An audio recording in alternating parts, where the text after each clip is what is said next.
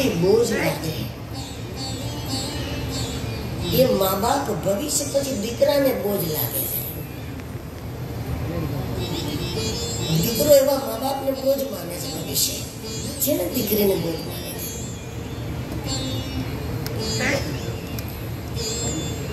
दक्ष तपस्या करवा बैठा।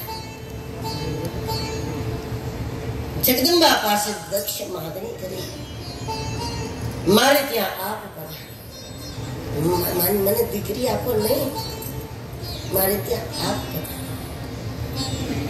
तो माए कहूं कि हूँ आवीश, पण एक शर्त, मारा दैवी स्वरूपना महिमा ने ज्यारे तू भूली जाएस અને મને સામાન્ય કન્યા માની લેશ, સામાન્ય સ્ત્રી માની લેશ, તો ત્યાર પછી હું તને પ્રાપ્ત નહીં થાઉં।